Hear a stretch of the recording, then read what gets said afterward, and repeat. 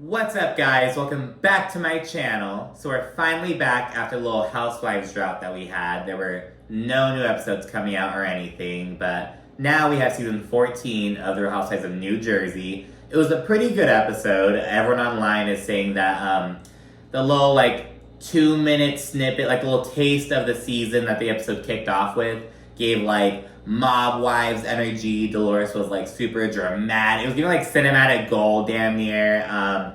Jen Fessler was also heavily featured in this episode. It was titled Birthday Bombshell. Everyone was getting together for her birthday party. She's kind of neutral ground for everyone. She's a pretty damn good friend of, if I do say so myself. She already has a little nickname, the Messler. We see that she's gonna be her relationship with Margaret is gonna sour. She's gonna get cozy up with Teresa more. There's gonna be some shifts in New Jersey. I'm really excited about it. The actual episode kicks off with Rachel, Fuda, and a family scene. And I actually really like Rachel and Danielle as well. I think they bring a lot to the show. Now, Rachel is pretty much hated by every Teresa fan for, obvious reasons. And Danielle, there was some kind of side-eye worthy shit that has been kind of floating around on the internet about her and whatnot. But in terms of what they bring to the show, how they fit onto this show, I think they do pretty fucking well. Because, family has always been such a major part of this franchise especially. And with Rachel, we have the close-knit, she mentioned that her family recently moved an hour and a half away, but they still get together multiple times a month. They're really big on that close-knit family shit that we used to get in early New Jersey, you know what I mean? With the Manzos and shit before it all went to hell. Speaking of which, the shit between Caroline Manzo and Dina just still leaves a sour taste in my mouth every time I think about it. But anyways, we get that with Rachel. With Danielle, of course, we get some of the more toxic family shit. They cut each other off. They don't speak for years. They have that drama. We get that with both of them. They flow into the groups pretty well. They have their own sides, if you will. So I focus with Rachel and Danielle. A lot of people have mixed opinions on them or either or of them, but whatever. But yeah, so Rachel, she's with her family and shares that everyone's getting together for Jen Fessler's birthday. She's planning it with Jen's husband's making a surprise party, yada, yada, yada. We see that Melissa's finally moved into her new home. The home that they built and then finished and went back to building it because people talk shit about how crappy it looks from the outside. So yeah, they're finally in the house and Antonia's getting ready to move to the University of Delaware for school. And so she's doing that, and Melissa, she's oh my gosh, she's gonna go through it. She needs me. And it's you need to make sure your kid knows how to fucking do their own laundry and shit before you ship them off to college. It's I was doing my own laundry until I was 13. And granted, you know what I mean, there's certain things I didn't really clean. You know what I mean? We had a cleaning person. I never really had to clean outside of just vacuuming my room and shit. You know what I mean? I never had to clean a bathroom per se. Because, I had a cleaning person. But, I did my own laundry. It's you have to, give them some skills, you know what I mean? Oh my goodness. So, yeah, and so, Antonia's going to the University of Delaware. Gabriella's going to the University of Michigan, because they're the same age. Teresa, she's reflecting, because, Gia, she went to Rutgers. It was only, 45 minutes away. But Gabriella's, leaving. She's, leaving the Northeast and going to the Midwest, or the Great Lakes region, if you will. Some people separate the Midwest and Great Lakes region. I can't just see them. I guess they are kind of different. It's we're talking about Michigan versus Iowa and kind of different vibes. The Great Lakes, let's put up, I like that. It's kind of shitty though because people were Gabriella's going to a much better school than Antonia. It's don't fucking they're both public state schools, and even if one was private, who the fuck cares? You know what I mean? Yes, the University of Michigan is very prestigious, it's well known, far and wide, but it's who cares? The University of Delaware is a great school as well. It's come on, come on. So yeah, and while these families are in similar boats right now, they are of course still not speaking. There's such bad blood between them. Melissa in the confessional even says that she doesn't want to answer any questions about Teresa this year. And it's how the fuck is that gonna work? And it's weird because we keep seeing the producer asking Melissa, oh, how do you feel to see Teresa? She's I feel nothing. We keep seeing Melissa talk about, how she doesn't give a fuck about Teresa, but we're not seeing Teresa say anything about Melissa, really. So it's they, what, I don't know. It's kind of weird. Teresa, then she's like, we see her with Louie and like, their kids and whatnot. Because they have like a blended family. Louie has 2 sons. His older son has a severe autism. He lives with his mom, but his younger son like lives at home with them. Of course, Teresa's daughters are there. Gia moved back, so it's like they're a full house and whatever. So they're all there chit-chatting. And in confessional, Teresa says, she admits that she was kind of angry at God for a little while. She didn't understand, like, why she had to go to prison, why her mom and dad had to pass away. And she says, but Louie's my soulmate. And now I know why I had to go through that. I had to go through that to meet my soulmate. And I'm like, you tell yourself these things, like, you tell yourself what you have to, but I'm like, so you're saying you had to go to prison because your ex-husband, your parents had to die for you to marry Louie, who you're going to be saying pissed your money away, or who Dolores says pissed your money away? I don't know. It was just like, Teresa, you're giving him too much credit. This bitch is so sprung. It is crazy. But yeah, that's kind of where they're at. Then see Margaret. She goes to Jen Fessler's house. And this bitch, Jen Fessler, she's like at home playing Amazing Grace on the fucking guitar. Like, just being random. After exchanging pleasantries and whatnot, Margaret opens up how she feels kind of out of sorts since her ex-husband, Jan, passed away. So, if you recall, Margaret, she was married to Jan. She, basically raised his 3 children. She had a son with him. And she cheated on him with Joe Benigno. And that's, how she left Jan, got with Joe. And because of that, her stepson didn't talk to her for years, but now he does.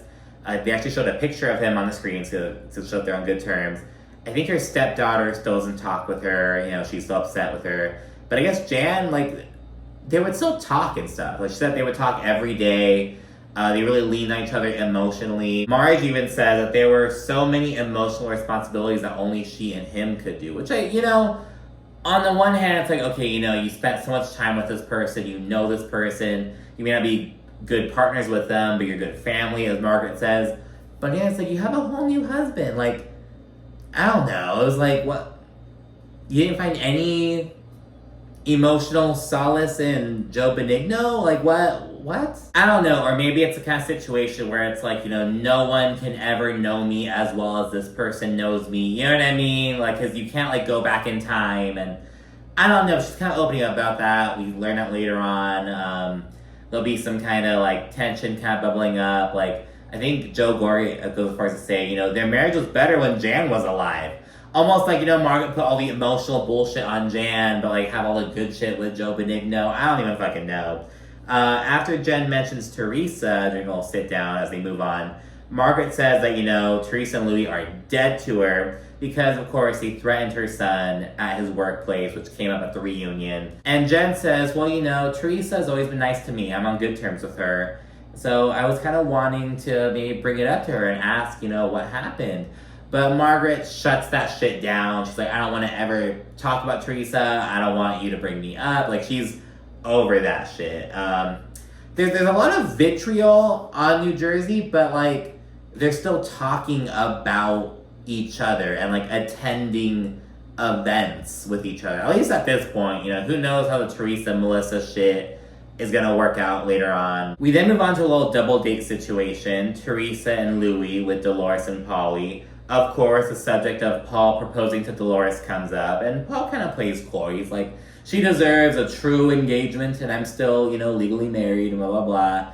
And, I don't think Paul wants to get fucking divorced. He's been separated from his wife for 10 years, but he's still legally married. And there are some people who just, especially super, devoutly Catholic, religious, no, we're not together, but we are married in the eyes of God. I don't want to get divorced. You know what I mean? They want to keep that. I suspect it may be a similar kind of vibe with that. I don't know what else it could be. They then discuss how everyone's going to get together for the first time since the reunion for Jen Fessler's birthday. And, Louis shares that ahead of the event, he texted John Fuda, who he has some major beef with, asking to kind of clear the air, to link up, grab coffee, and clear the air before the party. But John Fuda was like, hey, I'll see you there. We can just chat there at the party. And Louis is kind of talking shit about this, have the respect to meet me one-on-one. We don't need an audience there, blah, blah, blah. And Paulie kind of, like, is inclined to agree with Louie. He's like, you know, like, you gotta call a spade a spade. He doesn't give you that respect, blah, blah, blah. And Dolores is kind of like, well, he's kind of just saying that's where you guys stand right now. I'm not gonna meet up with you. We can talk there. We can step aside. But, you know, Louie and Paul are like, oh, no, this is, like, so disrespectful, blah, blah, blah. And on the one hand, it kind of is. It's like, you know, rejecting that, like, an olive branch, if you want to kind of put it that way. But it's also kind of like, we don't need to fucking meet up separately. I'm going to see you there. That'll be enough. We don't have to fucking do this bullshit like it is what, like, I kind of see both sides. So yeah, Paul is clearly Team Louie. We'll see this more later on in the episode. Teresa then says she's on really good terms with Jennifer Aiden, of course, and Danielle, which I'm kind of like, isn't Danielle mad at all about what happened at the reunion whatever, though. But she says, you know, I'll say hi to Margaret at the event, you know, whatever. But she's not going to acknowledge Melissa or her brother. She's like, no. And while talking about everyone, Teresa brings up how Frank Catania, who, if you'll recall, at the reunion, he had a bone to pick with Louie because he was upset about their son, Frank Jr., had worked with Louie, and then he stopped working with Louie. Dolores was kind of like trying to brush it under the rug, but Frank was visibly like upset about the situation. So, you know, things are kind of weird after the reunion. Louie reached out to Frank and they made up. And after they made up, Frank's bitch ass told Louie that before the reunion, at like Margaret's camp, essentially, like Margaret, Melissa, like Rachel, whomever, they all got together at Margaret's before the reunion to like conspire. And, you know, so Teresa's kind of using that, bringing that up. She also mentions that Danielle overheard Jen Fessler saying something to Joe like, you guys didn't execute the plan right. But then Jen Fessler, I can imagine her like being like, kind of like, oh, like, hyperbolic, essentially, like being dramatic with her language or whatever. But I mean, so they're kind of like running with that. Dolores brushes it off. She's like, having a meeting of the mind for the reunion is really common. Like, which I get, you know, it's like after a meeting at work, you hop on with your work bestie to talk about it, you know what I mean, to talk shit or whatever. And regarding the issue about, oh, Jen Fessler allegedly said something about the plan not being executed, Paul claims that he also heard it. It's like, of course he did. But yeah, then it's the day of Jen Fessler's birthday party. People are rolling up and whatnot. Louie conveniently can't attend because the business meeting came up in Florida. And mind you, he was allegedly planning on attending, but then he heard, oh, well, John Fuda is going to want to talk to me there at the event. And then he says something came up in Florida. And Teresa's like, oh, and his business things come up at the last minute all the fucking time. It's like, that is down the coastline. And he said he was down to go like as recently as like 2 days. Like, I don't know. It's convenient. It's fishy. Yada, yada, yada. We then learn that Rachel and Danielle, while they had a rough first season, you know, they kind of scrapped with each other. They're giving their friendship another chance. They're kind of like, you know, and our kids are relatively the same age. They're kind of in the same life stage. And I love it. Because again, I like Rachel and Danielle. I think they bring a lot to the show. I want the newbies to be friends, damn it. In the car, Teresa and Jennifer, they discuss a rumor that John Fuda was A, this huge coke dealer in Bergen County, and B, that he allegedly likes to use a purple two-sided dildo. And these allegations are coming from his ex-wife, his son's mother. He said something about her being a drug dealer who's in jail. She's doing this shit online. She does not have custody or visitation rights with their son, so it's just so odd, like, the specificity as well. Like, not only is it that, oh, he likes butt play, or it's like, no, he likes using a purple two-sided dildo. It's like, that, okay, girl. And by the way, like, those are like, what if it gets lost in you? You know what I mean? Like, what if it, there's no, like, base? What if it just gets lost? Like, I don't know, girl, but yeah, that's the allegation. And when Jennifer and Teresa roll up to the party, they say hi to everyone besides Joe Gorga. He's, like, right there. It's so awkward and weird. Also, you know, of course, they don't greet John Fuda or anything. Margaret, she also kind of skedaddles away after giving Teresa a very dry hi. And after running off, she tells Melissa, oh, she said hi to me, and I said hi, and walked away. That's what happened. That's what they just did. And it's like, Margaret, shut up. Like, Jen Fessler arrives. She's surprised and super happy about it, all that jazz. Afterwards, we see, you know, some more mingling going on. Danielle, she walks by with Rachel, and they both kind of say hi to Jackie. Rachel actually says hi to Jackie, and Danielle's like, hi, Jackie, and they make eye contact and wave, nothing too crazy. And Jackie's like, she could have actually said hi to me. And someone's like, she did say hi to you. And she's like, no, but she kind of just ran away. Like, Jackie has an issue with all that shit. It's like, Jackie, shut up. You guys aren't friends. She said hi to you. That's good enough. Like, stop bitching. Then see the dudes off to the side, chit-chatting, having a good old time. But then a subject between John Fuda and Louie comes up. And, Paul gives his unsolicited opinion, which is pro-Louie again. And Paul says, look, the party is not the place to have this conversation. You meet up in person, separately. And John's like, why would I give this man the respect to meet with him when he's saying all this shit about my family? He's having a private investigator. And he also accuses Paul of choosing sides. And John Fuda and Joe Gorga both kind of grill Paul a little bit. And Paul and John get into a little interrupting match with each other, kind of like trying to speak over each other, trying to get dominance and shit. Paul eventually tells John to shut the fuck up, let him finish, and then they get all fucking like frazzled and whatnot. John's like, don't tell me to shut the fuck up. But Dolores swoops in, she gets Paul to leave, and they just head out. And before Jennifer, Aiden, and Teresa head out a little bit later, they go up to Rachel, say bye, all that jazz. And Teresa says, I don't want to talk now, but your husband went for my husband, trying to ruin his reputation. I don't want to punch you in the face, but I'm going to punch you in the face. It's like, what? Like, I don't want to talk about this, but it's like, girl, like, just say bye and leave. Like, okay, girl. Yeah, she brings that up. Rachel says, look, the husband should chat about this on their own. This doesn't involve us. And Teresa's like, well, my husband tried to. You tried to be a gentleman and invite him to meet up and talk, but he said no. And Rachel goes, what do you know about gentlemen? And, of course, this pisses Teresa off. She says that John was the biggest drug dealer in Bergen County before walking off, running into John like a minute later, bitchily saying hi to him, and then calling him a double-sided dildo. It was like, what is going on? So odd. Then Rachel, meets up with John, and she initiates round 2, which of course involves John this time. And as Teresa and John are kind of going back and forth, Jen Fest continues her birthday celebration.